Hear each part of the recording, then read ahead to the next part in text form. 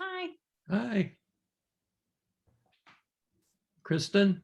Yes. Hi, Steve Hammond. How are you? Good to meet you, sir. To meet you too.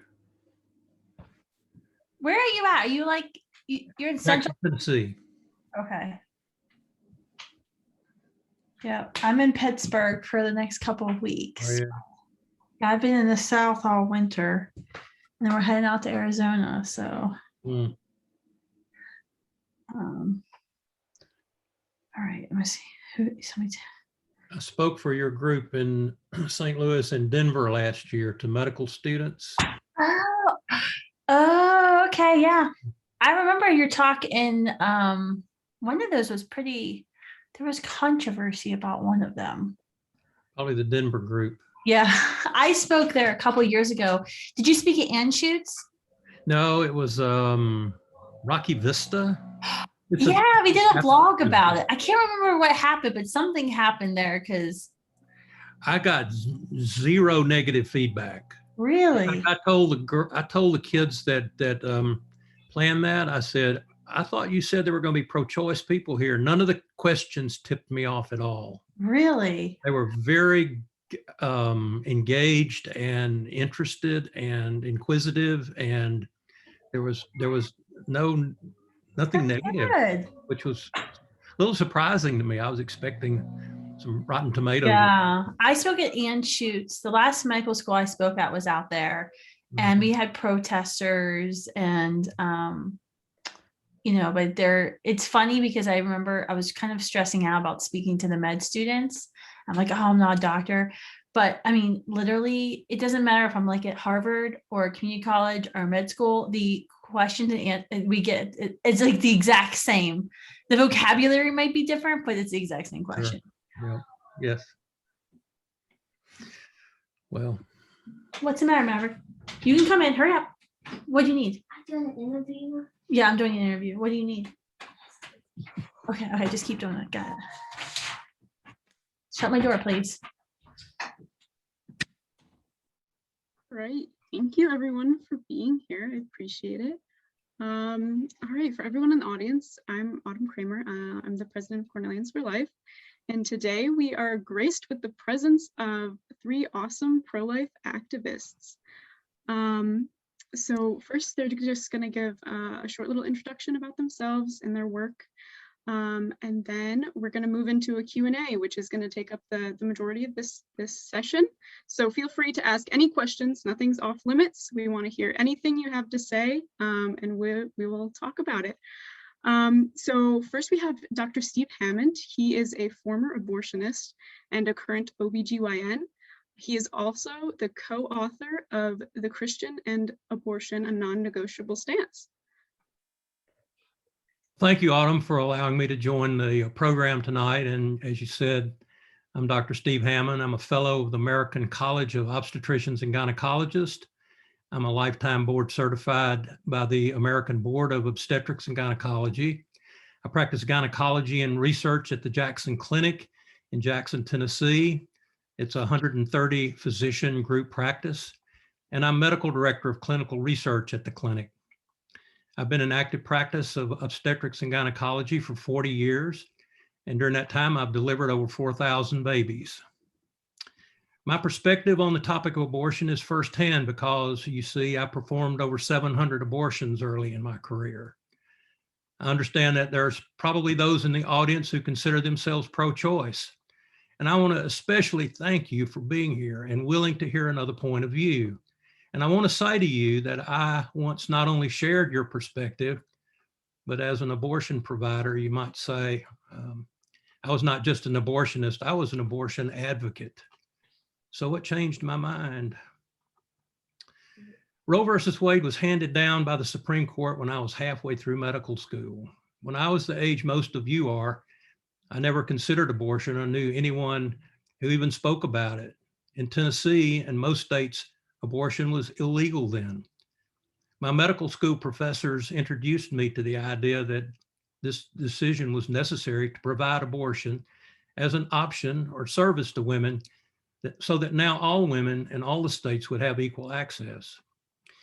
You have to remember that there was no 24/7 news on TV then, and technology available in 1973 was exponentially less than it is today.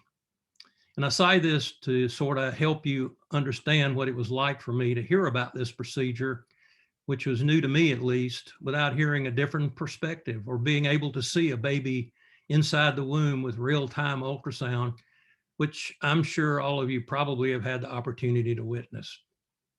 I was convinced that abortion was necessary and glad that it was available. I was sold, but I didn't get exposed to it until my residency in OBGYN. It was the 4th month of my residency that I first saw an abortion. It was not mandated in my program, but I opted in anyway to learn and begin to perform abortions right away. I became quite skilled at doing them and began to earn extra income by doing abortions at Planned Parenthood and moonlighting in nearby towns. Most people don't ever really look behind the curtains, so to speak, and never see what an abortion is really like. I performed abortions much like a pathologist would do an autopsy, without emotion or passion one way or the other. I was doing abortions up to 13 weeks. That was the limit at our institution at the time. Even as early as 5 to 6 weeks from conception, what I removed was clearly recognizable as a dismembered baby. But I somehow disconnected that from the fact that a few minutes earlier, that little baby had been alive. Much like the pathologist doing an autopsy, I disconnected the procedure from the reality of life. It was my job also to make sure all the baby parts were accounted for after the abortion. If you leave behind a baby part, it can cause bleeding, infection, and possibly even death. So accounting for all the pieces of the baby was a very important duty. This went on for a year and a half until one morning, an abortion turned out very wrong. It was on a Saturday morning and my patient had lied about her last menstrual period. As soon as I started the abortion, I knew something was dreadfully wrong. There was much more amniotic fluid than I expected and blood. There was lots of blood. Then the baby kicked me, violently kicked me. My patient was over 5 months pregnant and she had to be transferred to the hospital for completion of that abortion. It was the first time I connected what I was doing with taking a life. That was the last abortion I ever did. But it took me several years to change my view from pro-choice to pro-life. I still struggle with the notion that abortion was necessary. I just knew I couldn't do them anymore. Fast forward 5 years. It was my 3rd year in private practice. My wife and I have 3 children. In the summer before our last child was born, she had 2 miscarriages and had to have a D&C both times. D&C stands for dilation and curettage.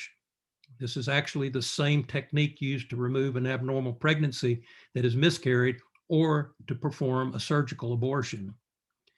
One of the risks of cervical dilation is that it can damage the cervix that can lead to an incompetent cervix. That causes the cervix to dilate too early in a subsequent pregnancy. And that's exactly what happened with our 3rd child. Matthew was born at 26 weeks, 14 weeks premature. He weighed in at 2 pounds and 3 ounces. And though he survived, he spent a very rocky 8 weeks in the newborn intensive care unit.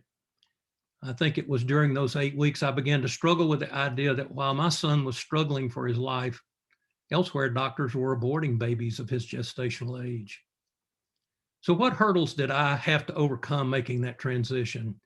We often speak of abortion in the abstract. It's a concept rather than a reality. We might say, I personally wouldn't do an abortion or have an abortion, but as a doctor, I wouldn't do an abortion, but I support the concept. There are 2 points here. First, is abortion taking a life? As an obstetrician, I delivered over 4,000 babies. There's no better way for me to explain to you that intrauterine life is actual life than to take you with me, virtually of course, into the operating room and tell you about a procedure that I've done literally 1,000 times. For various reasons, an obstetrician sometimes has to deliver a baby by cesarean section. An incision is made in the abdomen and the abdominal muscle fascia is cut. And the womb is open with a transverse incision. And there before your very eyes is a preborn baby that has not taken a breath yet, but it is wiggling and grimacing. And if the hands or feet are brought out through that incision, they are grasping and kicking. And I ask you a simple question. Is it okay to kill this baby before you remove him from the womb? Of course, it was never my intent to do that. I'm asking a hypothetical question. If you would agree that killing that baby is wrong, I remind you that New York and 7 other states, including the District of Columbia, would actually allow that. Of course, the baby would have to be euthanized first, and it would not be delivered by cesarean, but legally abortion at that stage is permissible under certain circumstances. Does that seem right to you? If you have reservations about this, then I ask you, isn't the basis of your objection the fact that that would be taking a life? Then I ask you that if that is taking a life, so to speak, when is abortion not taking a life? At what stage of development? I don't have time to go through the whole embryological process, but to summarize, there is no clear-cut point at which nature of the baby changes from conception to birth. Let me say that again. There is no clear-cut point in embryologic development at which the nature of the baby changes from conception to a newborn infant. It only differs in form, not nature. I was looking through an old picture album a while back and ran across a picture of me when I was 5 years old. I don't look like that anymore. The form is different, but the nature is still the same. I'm the same person I was at age 5. The same life that I spoke about in the operating room a moment ago is the end product of a fertilized egg called a zygote. Every human being that has ever walked on planet Earth was once a zygote. You and I were once a zygote. The sperm and the egg that produced that zygote individually had no capacity for life, but the zygote does. All the information that will dictate all the characteristics of the baby to be are in the chromosomes of that zygote. And the chromosomes of that zygote are different from the mother and the father, and in fact, from every human being who's ever walked on planet Earth, with the single exception of identical twins. The second point, and this is more philosophical, is it okay to approve something that you know is wrong, morally wrong? Now, you may not be ready to say that abortion is morally wrong yet, but that's where I landed. You hear this often repeated. I wouldn't personally have an abortion, but I support someone else's right to abort her baby. Can it be morally wrong for you and morally right for someone else? If you aren't ready to answer that question yet, take heart. It took me 5 years to do so. The last point I'd like to share with you is that my 40 years of experience as a physician and advocate for women, abortion inflicts a wound, sometimes a physical wound like the cervical damage that we spoke of earlier, but always a wound of the spirit. It's often denied or suppressed, but it's there nonetheless. It's a little like PTSD. The spiritual wound causes an increased risk of depression, anxiety, drug dependence, and alcohol abuse. There's a well-documented study out of Finland published in the British Medical Journal in the late 1990s, which showed that a woman's risk of suicide after an abortion is 600% greater than if she had the child. 600%. So does abortion really solve a problem? I'm not minimizing the difficulty that an unexpected pregnancy might create, but simply asking, does abortion improve things in the long run? If I had an invasive skin cancer on my arm, would it be appropriate for me to put a Band-Aid on it and believe the cancer was gone? Of course not. The harsh reality is that surgery to remove that cancer will be painful, and chemotherapy and radiation therapy might put me out of commission for a while. A pregnancy at an inopportune time will require a hard decision that will be life-altering, whatever a woman chooses to do. My point is that there are long-term sequelae of abortion that are sometimes not appreciated in the haste to make what might appear to be the easy way out. I'd be amiss if I finished this talk without recognizing the fact that there are probably more than a handful of you in the audience who have had an abortion, and I may have opened up a wound. There is an answer to the pain and guilt you might be feeling, and I found the answer. It is why I can sit here and admit what I've done to you without guilt or shame. The answer is covered fully in the preface of my book, The Christian in Abortion, a Non-Negotiable Stance. You see, I'm a Christian. I'm a follower of Jesus, who was God in the flesh, who died what is called a substitutionary death. God is a God of justice as well as mercy. Without justice, there can be no mercy. By dying the substitutionary death for my sinfulness, God's justice, the wrath that my sins deserved, was met. The story is even more beautiful than that. Jesus overcame death and was resurrected to life. That event in history changed everything. By receiving the offer of forgiveness, God views me as one of his own. Maybe you haven't heard this before. There are a lot of more details in my book. It starts with a prayer of confession. Maybe you've never prayed or don't believe in prayer. If you had an abortion or struggling with meaning in life, Jesus is the answer. There are no secrets from God. He knows your failings already. Pray the prayer of confession and ask for help. In the Bible, in the book of John, chapter 6, verse 37, Jesus speaks of this prayer of confession, and he makes this promise. He who comes to me in faith, I will in no wise cast out. There are no limitations or restrictions on that promise. May God bless you, and thank you for giving me a hearing tonight. Thank you so much, Dr. Hammond. That was wonderful. So next up, we have Michele Sterlace, who is the Executive Director of Feminist Choosing Life of New York. Whenever you're ready, Michele. Thank you, Autumn. Thank you so much, Dr. Hammond. And it's nice to see you, Kristan Hawkins. Excited to hear what you have to say. So I am an attorney with an advanced law degree in conflict resolution. And I'm a mother of 4 children as well. I'm currently serving, as you said, Autumn, Executive Director of FCLNY. I'm also a children's attorney.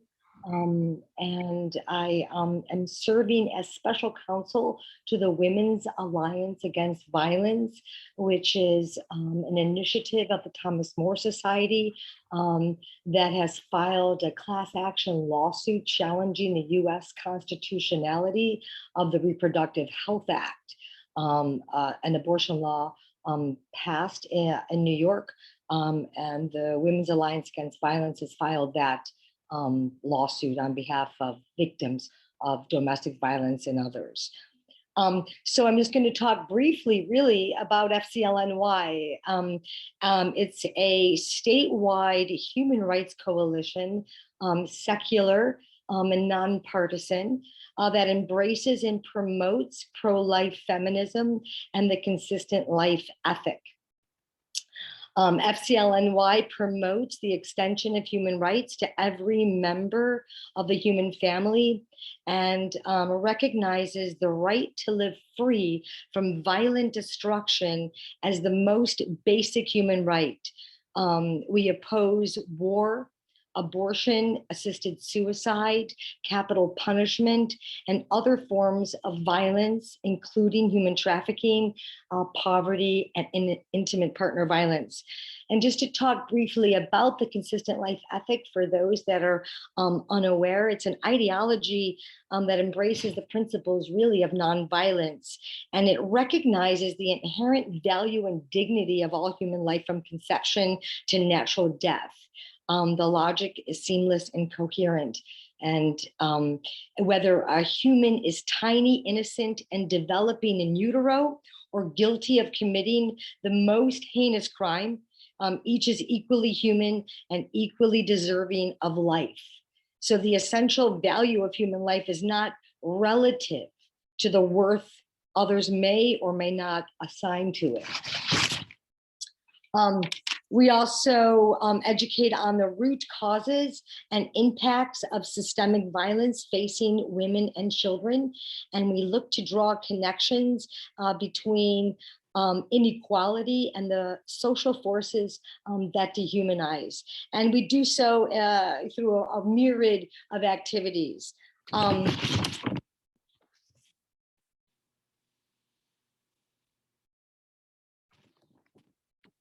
One of the things that FCLNY in particular focuses on as pro-life feminists, we look to the complex challenges and difficulties facing women in the 21st century, right? The structural barriers to equal citizenship for women. And, what are some of these structural barriers that drive women to abortion and also impede our ability to engage on equal footing, really, in civic society along with men. And it's really the continued lack of equal pay for equal worth, that same theme that has been, in existence for quite a long time. The wage gap is, much less than it has been historically, but the United States continues to have the largest wage gap between men and women of all industrialized countries. The dearth of college-based and workplace childcare, employee flex time, paid parental leave, the continued resistance of corporations and professional occupations to accommodate parental duties, and of course, the ongoing threat of intimate partner violence.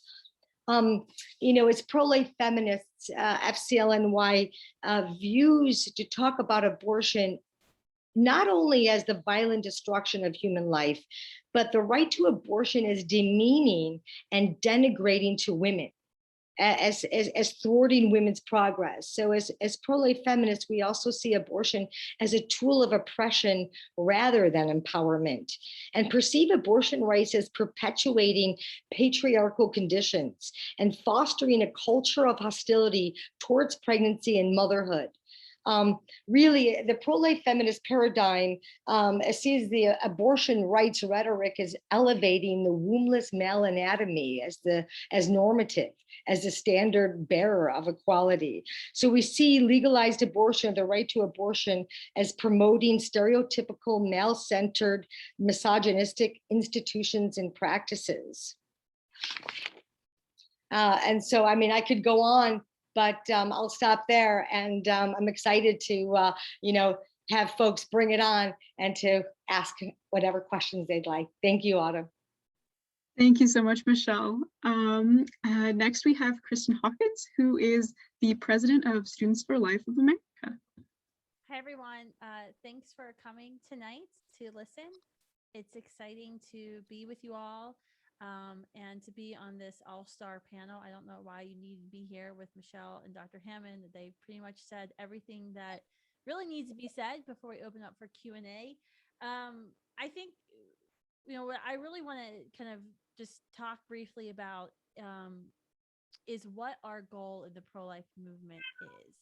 Our mission at Students for Life is to abolish abortion. So we go to those who are most directly targeted by the abortion industry, college and high school students, and we have conversations about what abortion is and what it could be like to live in a world and a nation where a woman never would have to feel that she has to choose between the life of her child and her education, and to transform campuses to be accepting of pregnant and parenting women, as Michele was saying, to replace that wombless male as, the considered the goal for what we all apparently are supposed to be inspiring to be. So, but I think it gets kind of scary when you hear a pro-life speaker come up, wherever you're at in a conversation to say, I want to make abortion illegal. I want to make abortion unthinkable. I think that's a very scary thing to hear, especially when you think, that all of us who were born after 1973,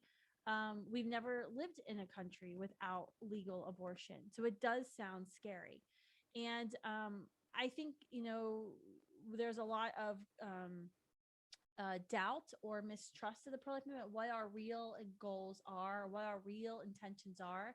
I always, read the books or the articles from those who lead the abortion industry, and the intentions they give us.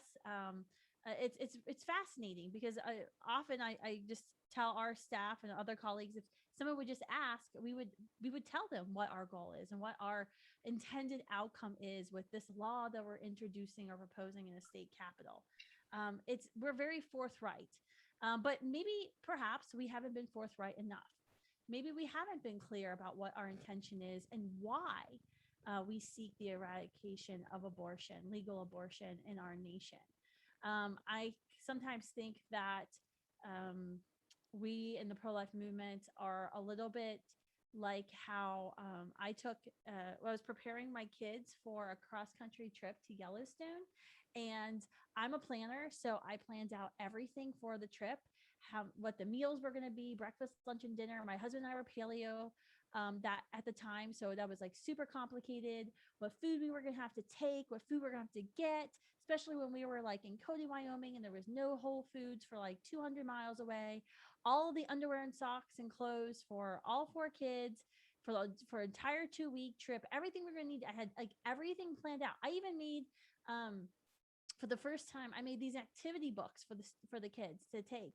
So it had crossword games and bingo and search games for the trip as we were driving across North Dakota. And I forgot one thing in that trip. And I had lists upon lists upon lists. And the thing I forgot would have taken me like 30 seconds to do, but it would have saved a lot of frustration for both my husband and I. And that was, I forgot to print out a map for my children. Of course, my children are going to be like me. They're going to be control freaks. They need a map when we go places. They need to know how much further it's going to be. And because I didn't do that entire trip, especially the first day across the state of North Dakota, all I heard was how much further, how much longer. And all I needed to do, even though they weren't able to read at the time, was, put a star over our house, a star at the destination, maybe some dots along the way to show where we were to stop for bathroom breaks or lunch. It would have made my life so much easier. And so now when we go on big trips, I always remember that map. And to have that for the kids, it gives them some sense of control, some sense of where are we going here. I think that's what we've failed to do a lot in the pro-life movement, where we have a vision for a nation without legal abortion, a nation where no woman ever again thinks that she has to choose to hire someone to end the life of her child in order for her to complete her career educational goals. That's the vision we have, and we're working towards that goal. But I think sometimes we fail to bring you all along with us on that vision, which leads to a lot of, why are you doing this? Or what are we going to do? Or have you thought about? And it's like, of course we thought about, duh, that's why we're here. So let me just be very like upfront with you tonight. What is our goal in the pro-life movement?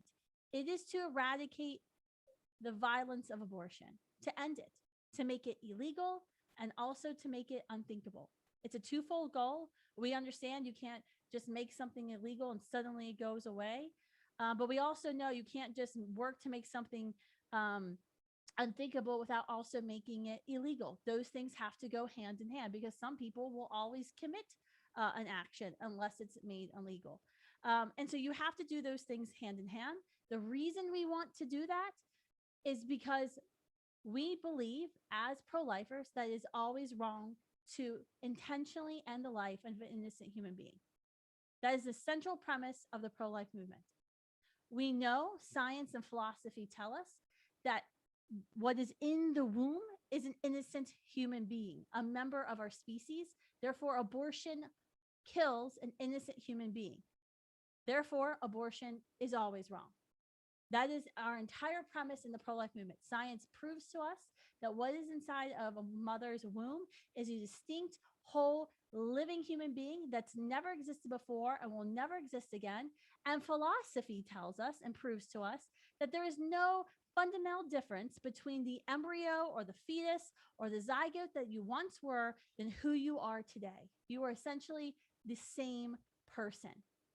That is our entire argument in the pro-life movement. That is our premise. That is why we do what we do to end the scourge of the violence of abortion. Our goal is to make it illegal and unthinkable. That is why we work to not only change minds, that is why we work to not only change laws, but also to transform our culture to be accepting of those who are in a crisis pregnancy, who are trying to make it work. That is why we change our policies on college campuses and work so hard through what used to be called our Pregnant on Campus program. Now it's called Standing With You at Students for Life. This is why we partnered for years with Feminists Choosing Life of New York and their incredible work that they're doing to transform our culture, because we realize you can't do one without the other. Thank you so much, Kristan, for that. So with those introductions out of the way, we're going to move into our Q&A section of the session tonight. So we have a bunch of questions that have come in. So I will start with, this one is for Dr. Hammond. Birth control pills are so prevalent, they have a very unnatural effect on the body.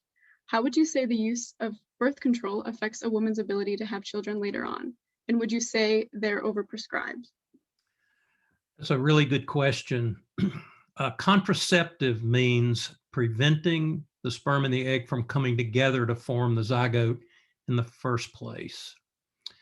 So oral contraceptives have several effects. They prevent ovulation, they thicken the cervical mucus, they slow sperm transport. So there's several ways they keep the sperm from fertilizing the egg. Birth control pills have some other really helpful things, like slowing down menstrual flow, particularly in adolescence, when that can get out of control and cause a lot of missed time from school and so forth. So it has medical uses quite as well as contraceptive uses, and I use it a lot for that. It can be almost life-saving in certain cases. That having been said, the question was asked if it affects future fertility, and I can tell you unequivocally, no, that does not happen.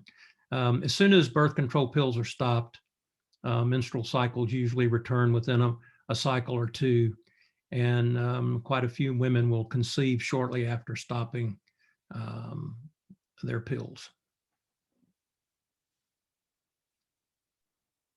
Great, thank you for that answer. Kristan and Michele, anything to add to that? Well, I have a question for Dr. Hammond. Okay. Do you think birth control pills can end the life of an early human being? I don't think so. They can be used as what we call the morning after pill, and I think that's wrong. That's not a contraceptive. The high dose contraceptives like Plan B, or there were some high dose birth control pills that were used for the same purpose early on, taken within, let's say, a day or two of an unprotected intercourse, is not contraception. The purpose of that intervention is to make the uterine lining hostile to implantation. There's a difference between fertilization and implantation. Fertilization takes place a day or two prior to implantation. So the contraception means against conception. It doesn't mean prevention of implantation. That's a big and important thing. So if you take Plan B because you made a mistake, you could be aborting a baby in the same way that it's just earlier on, but you're preventing a fertilized egg from implanting in the uterine wall. So I'm sorry, you're muted, Michelle. Yes, thank you. Recently, there was a study that someone was talking about how most birth control prevents fertilization. You know, but those that, like you said, Dr. Hammond, that do not prevent fertilization, that is considered an abortifacient, correct? That's correct. If it intends to prevent the fertilized egg from implanting. Right. I have some questions about the morning after pill, as I mentioned, but I also have questions about certain types of inert IUDs that basically just lie in the uterus and cause inflammatory reaction that will prevent the same thing from happening. Some of the medicated IUDs probably are okay. They do things like thicken the mucus and slow down sperm transport, and the low dose of progesterone in some of these actually will suppress ovulation at the same time. So that's a huge and important distinction to make. If it is a contraceptive, if it prevents the sperm and the egg from uniting, then it's a contraceptive. That's, I think some of the folks in the audience may be Catholic and they would be opposed to that. And I've counseled patients who have questions about birth control pills and they don't feel comfortable about it. And I tell them, listen, the Bible's clear on that too. If that's what you believe, if the Bible says what is not of faith is sin. So I don't want to tell you to do something that you have a personal feeling about negatively. So, combining natural family planning with pills, in other words, avoiding maybe the mid-cycle when if you were going to become pregnant in a cycle would be most likely, then avoiding coitus during that time would be combining the two modalities. So it could work that way as well. And Autumn, I just wanted to say that as a pro-life feminist organization, we wholeheartedly support birth control as long as it doesn't, or actually as long as it does prevent fertilization. Right. And Kristan, it's my understanding that it's at that point of fertilization that human life begins. Correct? That's right. Yes, that is correct. That is the moment when something that didn't exist has now come into existence. All right, awesome. Thank you for that discussion and that answer, Dr. Hammond. We will move on to our next question. This one is for Michele. So with your lawsuit heading toward the Supreme Court, what role do you think Justice Amy Coney Barrett may play? Well, we hope the lawsuit heads toward the United States Supreme Court. Absolutely, that is the hope. Interestingly enough, we think that it's a comprehensive suit with many claims, but the basic thrust is to ask for U.S. constitutional recognition of the right to life and liberty for viable unborn children. And so we really see that as whether Amy Coney Barrett, who is that strict constructionist, textualist, I think it's pretty easy to find a right to life for a viable unborn child. And that is a child that can live outside the womb with or without medical intervention. And so, Amy Coney Barrett, as we would hope, easy enough to recognize that right, which the argument is that it already exists, of course. But even the most, left-leaning justice should also recognize that right. If they can, and that's under Obergefell, for example, there's a Supreme Court case that found the right to same-sex marriage as a fundamental right under the Constitution. And so they go, it's sort of like the same analysis that found the right to abortion under the Liberty Clause, right? So it's more of like a broader understanding, could still find rights under the 14th Amendment, the right to life for a viable unborn child. When you are able to look at science I mean, science again shows that here is a, an unborn child that can independently live outside the womb of their mother. So we would hope that all justices will recognize this most basic, simple right. Yeah, thanks for that question. Yes, we hope so too. That would be ideal. All right, so this next question is for Kristan. So you think abortion should be illegal in all cases. How do you reconcile that with cases of rape when the woman did not choose to become pregnant? Yeah. So this is a common question that we hear in the pro-life movement of, well, certainly if you're against abortion, you should at least allow this exception for the case of rape, of sexual assault. And I think this is a very difficult question. This is something that no person I know of wants to argue that a woman who has survived sexual assault must become a parent. We in the pro-life movement don't believe in forcing people to become parents. That's a decision that you make when you engage in heterosexual sex. In fact, when you engage in actions that can lead to creating a new human life, you've consented to that. But in the case of sexual assault, a woman has not consented to the creation of a unique whole human life. And I think that we as a society, those of us who are pro-life, those of us who are not pro-life,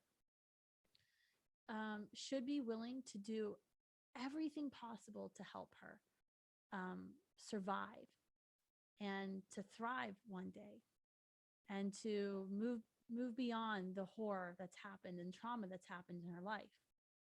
However, I would say that I'm willing to do just everything to help her, but I have to draw the line at ending the life of another human being, or saying a life of another human being should be ended. I think in the pro-life movement, we often explain this reasoning, and we talk about the humanness of the child, that it doesn't matter your circumstances of your conception, it doesn't matter your abilities, doesn't matter your age. You're a human being. You're a member of our human family, and you have a fundamental right to live. If my father would go out today and commit an act of rape or commit an act of terrorism, there would be no discourse in American society. I mean, maybe Twitter, but Twitter's horrible. But there would be no serious discourse that I should be put to death or my sister should be put to death for my father's crimes. We don't talk like that because everyone recognizes that I am a unique, living, whole human being, and I deserve a right to life, no matter the crimes of my father or whatever horrific deed he may commit. When it comes to abortion, it's different because the child, for the first 9 months, is gestated inside of his or her mother, a woman who has been, forced to become a mother against her will. And so I think that is why, in the pro-life movement, we have to oppose abortion, even in cases of rape, because we cannot say that some human beings matter and deserve a right to life, but then others don't. If you say that, it undermines actually the entire premise of our movement. We're saying that you have value and you're special simply because of who you are, not because of your abilities, not because of what you can do, not because of your privilege or the life you were born into or the parents you had.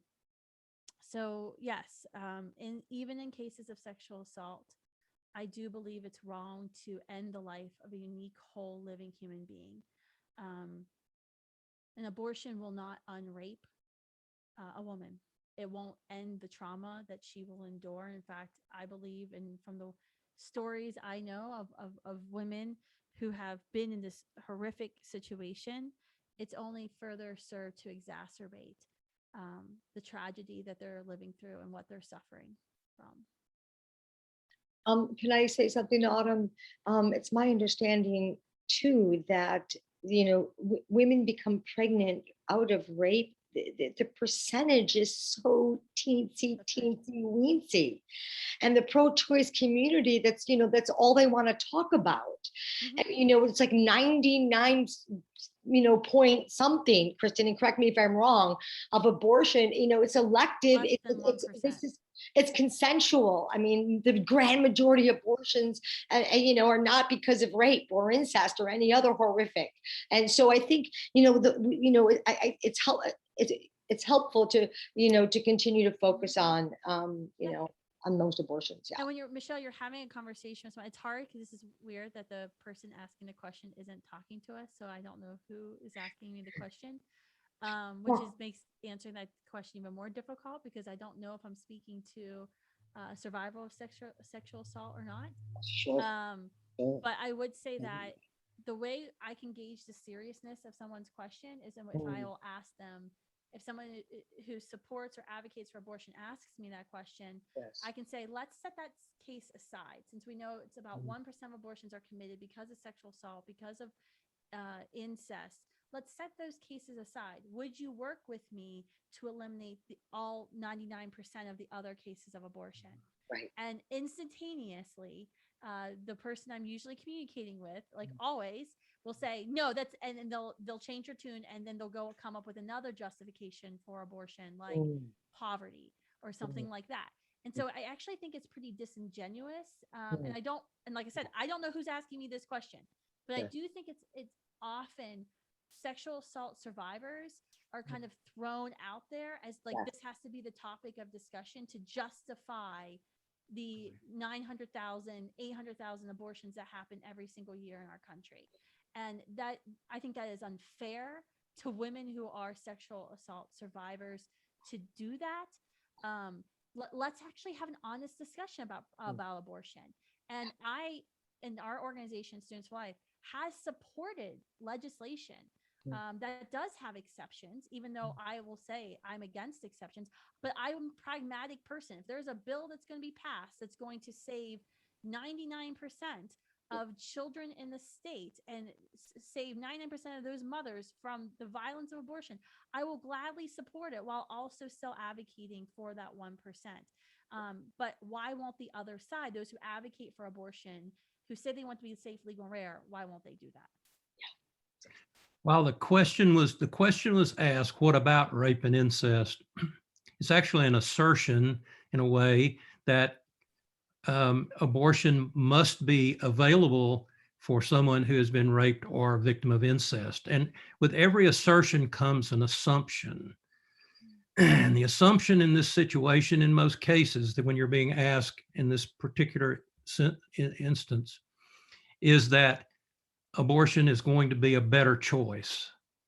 And I will maintain to you that having dealt exclusively physician to women for 40 years, that wound that happens, and you mentioned this, Kristan, when you was talking about it, the violence against women is going to be a terrible wound, and you're going to add to that the wound of the abortion, because no matter how horrible it may seem, carrying that baby to term and having that baby, while it's going to be and I mentioned this in my talk, it's going to be a difficult, terribly difficult. I don't want to to minimize that at all. But either way, you're going to have problems. It's going to be a difficult situation. There's going to be wounds and difficulties. And if you want to be an advocate for something, be an advocate for criminal justice reform to hold perpetrators of violence against women accountable. And we must do that. We got to give them a slap on the wrist, and we've got 2 innocent victims, and one of them is going to be killed. Yeah, very good point. All the way around. Yeah, so we'll move on to our next question. This one is for Michele. How can you call yourself a feminist when you are against abortion? Isn't abortion empowering for women? I can say to that just briefly that the early feminists were pro-life, and they were railed against women as property, the treatment of women as property. And one of the feminists, I think it was Katie Stanton, that said, how could a feminist want the right to dispose of our children, as we see fit? That's contrary, to treat our unborn children as though property to be disposed of. So the early feminists were pro-life, and pro-life feminism is inclusive, right? And human rights don't kill, other humans. And so, the whole concept of abortion is central to women's equality, only came into existence somewhere in the 1960s. Sue Ellen Browder wrote an incredible book called Subverted. So, the feminist movement is largely has been historically pro-life, and I think that again, feminism is also, at its core, recognizes the differences, the biological differences between men and women, and embraces those biological differences. So women have wombs, right? We have the power to gestate human life. And when you have a society that can recognize those differences, you can sort of begin to really alter the social constructs that interfere with a woman's ability to equally participate in civic society and be a mother. Because I can get pregnant and I can have a child, but if I want to go to law school, again, from a practical perspective, I need on-site childcare. So let's look at these social, impediments that interfere. Right. And so, but you can't do that until you recognize my femininity and my ability to gestate human life. So, and your ability to gestate human life actually gives you superpowers. Like women can do 3 things that men can't do. We can gestate, we can menstruate, we can lactate. Men can't do those things. Actually, if you want to talk about who's the superior sex there, just saying. I mean, at bottom, feminism is looking for equality, but don't tell me I have to kill my child in order to be equal. Yeah, I mean, I think it's interesting, Michele. We often hear this argument. The argument we've heard from, ever since in the second edition of Feminine Mystique with Betty Friedan, included abortion, when 2 men, Larry Ladder and Bernard Nathanson, Ladder, a biographer of Margaret Sanger, Nathanson, an abortionist in New York State, convinced, they founded NARAL, Pro-Choice America, and they convinced Friedan to include abortion into, this new burgeoning women's rights movement. But I find it fascinating that this argument has become that women are only equal in our society unless we have access now to taxpayer-funded special surgery. And that we have to have this access to special surgery in order to make us equal to men. And it goes back to, I think, Michele, what you said in your opening statement of this male normative body, that continues to propagate this feeling and this myth in our society that the ultimate is the male body. I don't think it is, because we're the ones who make other human beings, and this civilization needs us. And I just want to give a shout out to Erica Bakioki, the incredible pro-life feminist scholar who coined that, concept. So. Yes, very good. So speaking of the differences between men and women, Dr. Hammond, how, as a man, do you believe that you have a say in the abortion debate? I just have. I think that restricting anyone's ability to speak on a topic has nothing to do with their sex. It has to do with experience and knowledge and many other things. I'm the father of 3 children. Been married for 47 years. I've taken care of women in my practice, solely women in my practice, for 41 years. So I'll let I've heard that argument a lot. I'll let the questioner decide for themselves. I would hope that I would be based on what I've had to say rather than on the fact that I have a Y chromosome. I mean, it's actually a pretty sexist argument to make that only certain people can speak about certain issues. Well, unless if you're a man who's pro-choice, you're totally 100% accepted. But if you're a man who's pro-life, you're apparently, just as a just rule, arguments don't have gender, but people do. Mhm. Yes. Okay. This was so much So more fun. People got to, I could see people's faces when they're. I asking. know a lot more arguments would Awesome. happen. I love those. Okay. So this one is also for Dr. Hammond. As an aspiring doctor, are medical students expected to learn to perform abortions regardless of their specialty? They give the examples of pathologists and pediatricians, etc. That's a really good question. It probably comes from a pre-med person. You will have, I'm not going to say anything is 100% in this country anymore, but I would say you have a conscientious objection clause. And to my knowledge, no OBGYN residency will force you to do abortions. And if they do, you come see me and then we'll sue them. Well, And we'll- I think you would have a really, really good case. It's going to be a problem for, I'm going to touch on this very briefly. I know we're short on time. It's going to be a problem because there are going to be fewer and fewer abortion providers in the future. And I've heard this lamented among the abortion providers in trainings. So what you're going to see is a proliferation of these abortion pills that are now available, RU486 and Cytotec.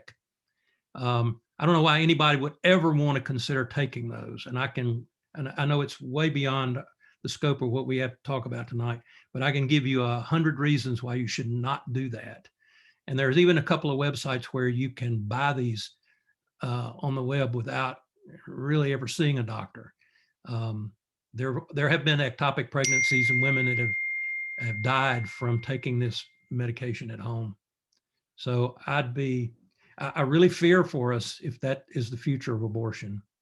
I actually think, Dr. Hammond, that's actually what the future of abortion is going to be. What you just said is what we've been hearing for years, is there's a lamenting of what they're calling the graying of the abortion industry. That shock, most people don't go to medical school to learn how to dismember human beings. And so in their effort to increase the number of abortions, because abortion numbers have been dropping, number of abortion facilities are at their all-time low from their highest in the mid 90s.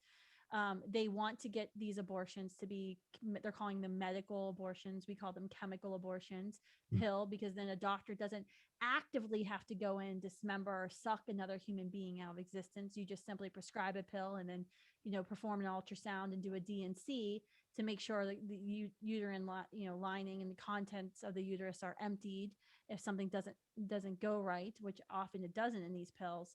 But that's really what they want, because then they can hope to persuade more medical professionals to commit abortions, but they don't have to actively, end the life of a human being. And you'll see with laws that are out there today, I'm sure Michelle has been following, various bills that have been introduced in Congress. The goal is to take away the conscience rights of Christians or just secular pro-lifers in the medical fields. And this is actually becoming a major issue that we're seeing in medical and nursing schools across the country, where students are being told, if you're not willing to commit abortions, if you're not willing to assist in abortion, then you have no right to be here, and you shouldn't be here because you can't be a medical professional, which is absolutely preposterous. And so we're going to see this more and more, and it's going to be a rising issue in our country about the conscience rights, the religious and secular conscience rights of those who are unwilling to end human life. And are they willing to allow them the diversity of thought in the medical professional world? I would encourage you. We have a website called thisischemicalabortion.com. Something we did this summer where we were going into chat rooms offering help to women in crisis during the COVID, the peak COVID crisis. And we were just inundated with stories that we weren't even soliciting of women who had gone through chemical abortions. And these stories, Dr. Hammond, are horrific. I mean, women were openly sharing and posting these stories. It's a 70-page book. We sent it to every member of Congress. because the new Secretary of Health and Human Services, Javier Becerra, who will be confirmed tomorrow, while in the middle of the COVID crisis, while everyone was scrambling to get PPE, as Attorney General of California, what was he doing? Organizing 20 AGs, state AGs across the country to sue the FDA to loosen regulations on these chemical abortion pills, so women don't even have to confirm that they're pregnant before they're taking these terrible, terrible drugs that can kill them. And this is going to be the preeminent discussion in the pro-life community surrounding abortion. Is are these pills safe enough? They're not, to be dispensed over the counter in college campus health centers across the country. I just wanted to just quickly say, I mean, just to touch on the horror and the pain that's involved with the abortion pill, with the chemical abortion. The movie Unplanned shows, you know, the pain that's involved with that. And it's my understanding too that the Mayo Clinic suggests an ultrasound before, you know, to absolutely pin down the gestational, Yes. you know, time. And that, you know, this is dangerous, you know, to just be dispensing the abortion pill without these, you know, best practices in place. There's a law pending now in the New York State Legislature, Kristan, Dr. Hammond, I'm sure you guys are aware, that requires SUNY health campuses, healthcare campus, health centers on every SUNY campus, to dispense the abortion pill, to have it to have it available, and then to fund it. And, you know, but there's not anything that says, well, you also have to have an ultrasound machine or anything to confirm, you know, how far along that woman is. So Yeah, it's unbelievable. Dr. Hammond, can you talk a little bit about the chemical? I feel like we need to like hit this home, because when we hear so much about, you know, the abortion industry is really for women. This Right. pill is anti-woman. So during the COVID crisis, Javier Becerra, who's now going to be our Health and Human Services Secretary, which by the way has zero experience in healthcare beyond suing nuns to dispense birth control in their health insurance plans. This is a gentleman who was suing the FDA to make it so that women didn't have to be seen by a doctor and didn't even need a blood test to confirm their pregnancy or their RH status, which if a woman takes this pill and has an abortion and is Rh negative, can you explain what could happen in all future pregnancies that she has? Yes, that's just one of the many things, Kristan. These drugs should be avoided at all costs. I mean, first of all, there's an increasing risk of failure the further along in the pregnancy you get. It's FDA approved to 7 weeks, but it's off-label used up to 10 weeks. And the failure rate goes up with every week further along you are. Michele, you mentioned an ultrasound being necessary. Absolutely it is, to rule out an ectopic pregnancy. A woman could take these pills, have a heavy bleed, lots of cramping, think she's passed the baby, and the baby's living in her fallopian tube. And a week or two later, she goes in shock. She could die. And Kristan, you bring up the great point about Rh factor. A woman who is Rh negative, who has a baby who is Rh positive, and of course you don't know what the baby's blood type is, but if you're Rh negative, you're given a drug called Rogam. And Rogam will prevent the red blood cells from the baby that get loose in your bloodstream that cause an immune response to not happen, okay? But without it, those blood cells get into the mother's bloodstream and the mother forms antibodies against Rh positive blood cells. So let's say that happens. It happens with an abortion. It happens with a miscarriage if it's not given. A woman walks around with Rh positive antibodies. It doesn't hurt her, but when she becomes pregnant the second time or the third time and has a baby that's Rh positive, those antibodies, those sneaky little antibodies, get across the placenta into the baby's bloodstream and start destroying the baby's red blood cells in utero. And that leads to a condition called erythroblastosis fetalis. That's your memory word for tonight. It basically causes severe anemia in the baby in early gestation, fairly early within 20 to 23 weeks. And it requires an intrauterine transfusion, which is extremely difficult and very dangerous. And it can lead to stillborn. It can lead to all sorts of problems. And that's going to happen more. How many women know their blood type?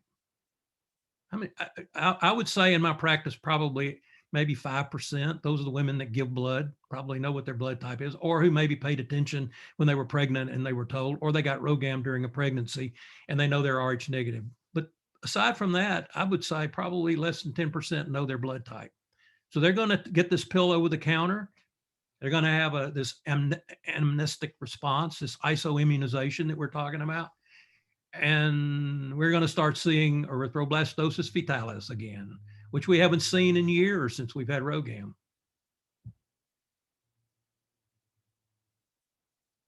Sorry, I didn't mean to take over your event. I just needed Dr. Hammond No, to minute because he can explain it's- much better than I can. It's good information for sure. With that, we're over time, but I would like to say thank you to everyone who came, and especially to our lovely panelists. I really enjoyed hearing everything, and I'm sure everyone else did. Gonna start a conversation on campus, which is great. So yeah, thank you for your time, and have a great night, everyone. Autumn, thank you so much. Thanks for the opportunity. Of course.